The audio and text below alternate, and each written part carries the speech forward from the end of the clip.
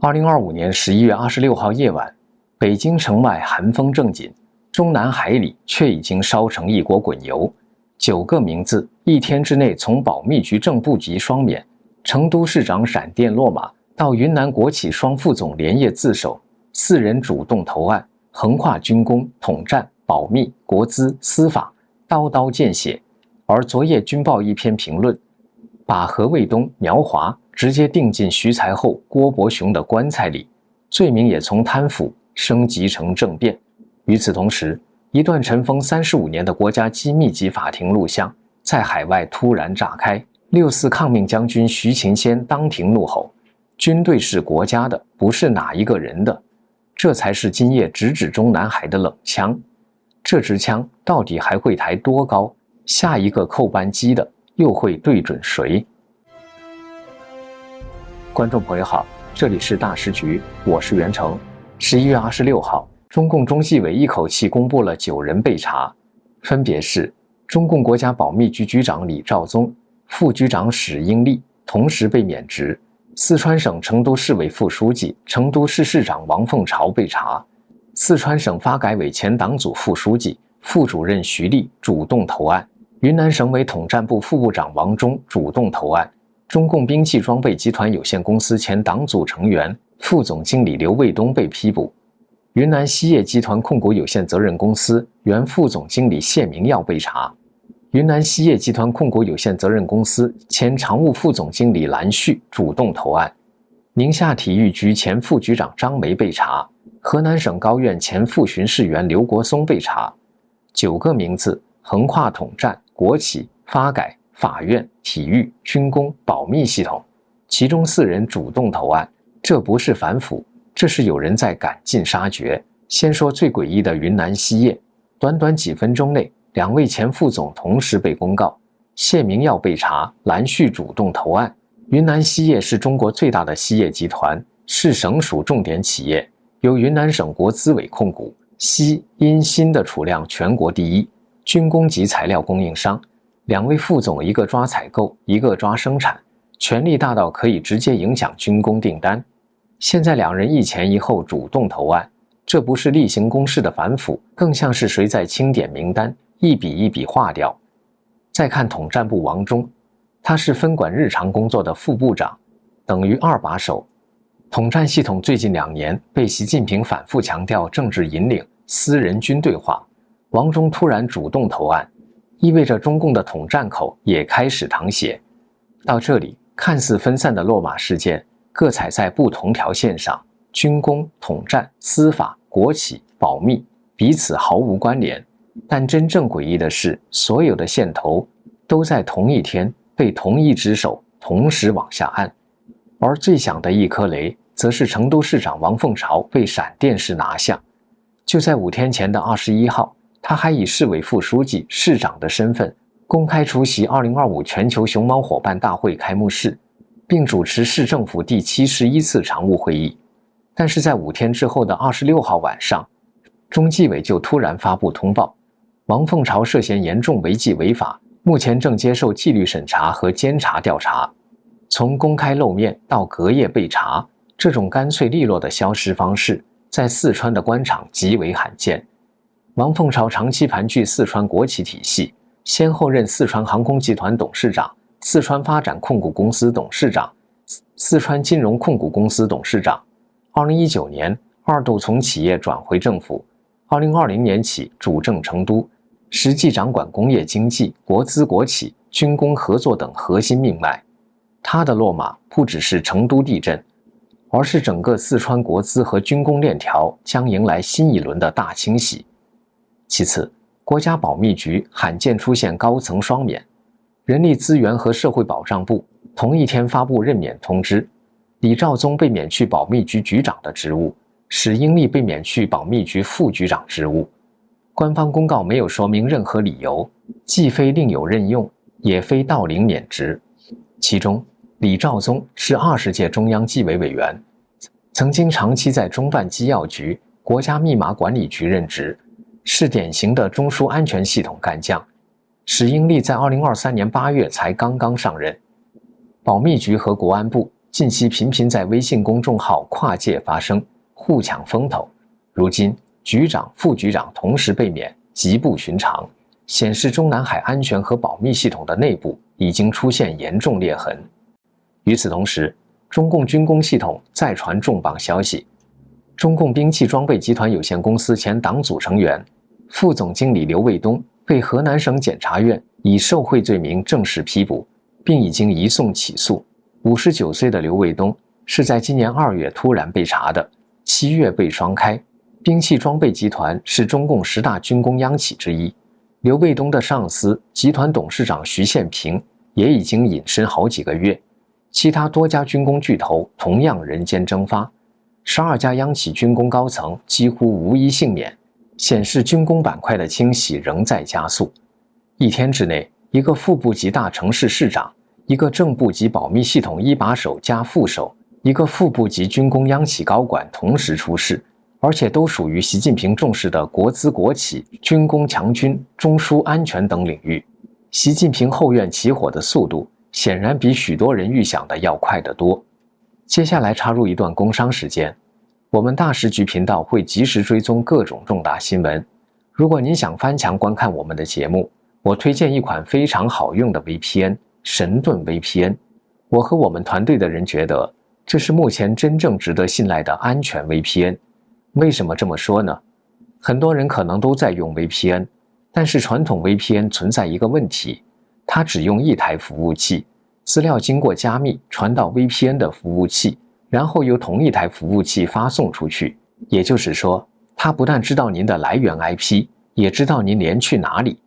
这意味着，只要那台服务器有风险，您的整条路径就会被看得一清二楚。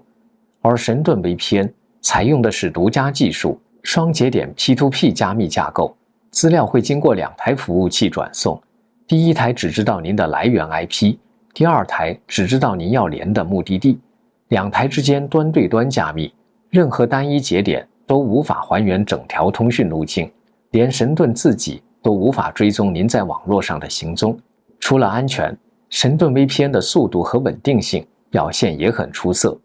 神盾 VPN 可以在全球服务器自动切换，随时连最近最快节点，而且一个账号可用在手机、电脑、平板，可以全家分享。现在购买2年方案享65折优惠，输入我们节目的专属优惠码大时局，再打9折，30天内不满意全额退款，无风险适用。赶紧点击节目下方描述栏的购买链接购买。如果说地方和军工只是热身，那么军队才是中共权力中血肉横飞的主战场。11月25号，中共军报军委强军论坛栏目下刊发了题为《全面彻底割毒瘤、清毒源、肃流毒》的文章，直接把何卫东、苗华与徐才厚、郭伯雄捆绑，这等于是给何苗2人上了政治绞刑。社评开篇借习近平的旧话，坚决割除毒瘤，清除毒源，肃清流毒。那么毒瘤是指谁？文章给出的答案是特指那些严重违纪违法、危害巨大的腐败分子和腐败案件，他们寄生在党和军队的机体上，而将流毒割除是赢得民心、展示决心的关键第一步，而毒源是指腐败得以产生的制度漏洞。文章表示要抓紧制度的笼子，但显然如果没有独立的监督，中共是永远不可能从根本上遏制腐败的。反腐永远在路上的含义就是腐败也永远在路上。与毒瘤和毒源相比，文章认为腐败行为及其背后错误观念长期侵染所形成的政治生态污染和思想观念遗毒，即流毒，是更隐蔽、更顽固、更具危害性，并将何卫东、苗华等腐败案件归咎于受郭徐影响深重，行事做派如出一辙，甚至有过之而无不及。如何理解呢？2014年徐才厚落马时，官方曾经披露他的罪名基本都是围绕贪腐受贿的，但在2016年4月以送审查起诉时，2人的罪名改了。中共军网发表评论文章，指郭伯雄和徐才厚把个人私货掺进高层决定，插手下级职权范围内的事务，任人唯亲，卖官鬻爵，干了很多挖墙脚、毁长城的勾当。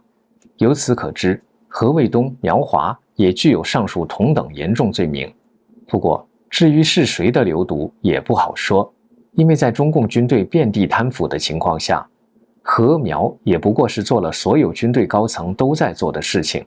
而军方有意将何苗与徐郭联系在一起，一是为他们的罪行找到所谓的源头，将其与中共制度问题切割；二是或许另有深意，因为在中共的政治语境下，腐败常常是处理政治对手或不忠诚官员的万能罪名。现在处置何苗与10年前处置徐郭的根本目的是一样的。众所周知，郭伯雄、徐才厚是已经死去的江泽民在军队中的左膀右臂，两人都是江泽民提拔上来的。无论是江泽民在位还是卸任后，他们都是江泽民在军队中的代言人，执行的是江的命令，并架空了时任军委主席胡锦涛。也正是因为有江泽民做依仗，徐郭才敢在军队为所欲为，卖官买官。有江泽民的命令，军队才毫无顾忌地参与到活摘法轮功学员的罪恶中。从这方面看，郭徐无法和江泽民切割。不知大家是否还记得，2014年底周永康被正式宣布逮捕后，中共党媒直指他是叛徒，军报则发文说徐才厚是国妖。这样强烈的用词，在2012年后2年间的落马高官中是没有的。历史上曾被中共视为叛徒的有其早期领导人顾顺章、向忠发等，他们背叛了中共；还有林彪、四人帮，以及后来被平反的刘少奇，则被中共最高领导人视作涉嫌试图谋反。如果从这方面看，把周永康定性为叛徒，显然是暗示周的谋反罪。同理，徐才厚被比作国妖，也是在暗示谋反罪。也就是说，那时中共当局就是想通过叛徒、国妖的帽子，向外界释放周永康、徐才厚的谋反罪。不少分析早已指出，江派为了保住权力，避免因迫害法轮功被清算，制定了推翻习近平的计划，江、博、周、徐、郭等不少高官卷入其中。由于这样的罪名中共不好公开，也不能明说，因此只能以这样的措辞来向外界传达。2015年徐才厚病死，其后周永康、郭伯雄都被判处了无期徒刑。当时的中共军委也下发通令，要求在郭伯雄案审结后，立即开展肃清郭徐残余势力的运动，要斩草除根。因为郭徐实际掌控军队长达10年，军中不少中高层军官和郭徐都有着直接或者间接的关系。曾经江泽民的马仔被一个个削弱的场景如今再现。11月13号，中共军报又发社评，批何卫东、苗华等军虎，表示要清除政治隐患，并罕见地提到枪响，说如果不在枪响之前彻底清除害群之马，就会给政治安全留下重大隐患，到了关键时刻，后果不堪设想。这与当年徐郭被查后的表述如出一辙。而25号的文章把何、苗与郭、徐捆绑在一起，这不仅仅是明面上指他们在贪腐问题上有相似之处，更在暗示他们都涉及政变、谋反。更深层的爆料来自蔡霞。11月初，他在自媒体芳菲时间上披露，何卫东、苗华等被查的原因是在河北廊坊秘密组建了一支非建制部队，习近平的私家军，用于一旦习近平失势，这支部队或许启动，帮助习近平夺军权党权。但张又侠等元老不干，军队不是私兵，于是何苗的下场就如当年徐郭一样，表面是贪腐，内里则是政变。这就解释了为什么军报要用破坏军委主席负责制这种灭门级的罪名。贪污可以判无期，搞私家军那可能就是诛九族。今天何卫东、苗华被按上同样的棺材板，历史正在重演。唯一的区别是，当年砍的是江泽民的马仔，今天砍的是习近平自己一手提拔的左膀右臂。就在何卫东、苗华被定上徐后 2.0 这天晚上，一段35年前的录影突然在海外网络疯传。1990年，北京军区军事法庭，被告席上坐的是中共时任38集团军军长徐勤先，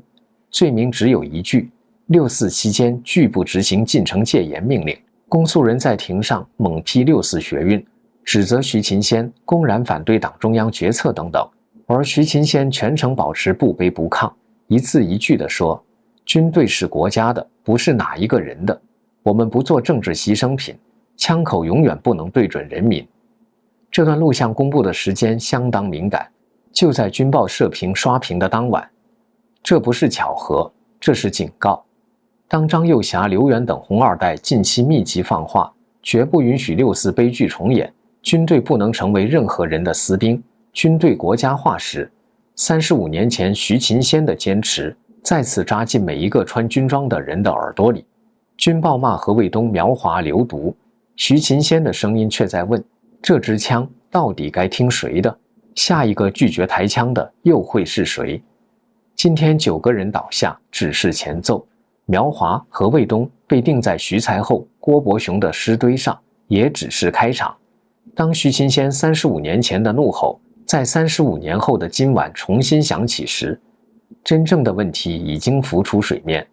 这支枪到底还会抬多高？下一个扣动扳机的会是谁？又会对准谁？这场清洗还远远没有结束。这里是大时局，感谢您的陪伴与思考，请订阅、分享并打开小铃铛，一起在动荡中坚守真相，在黑暗中点燃希望。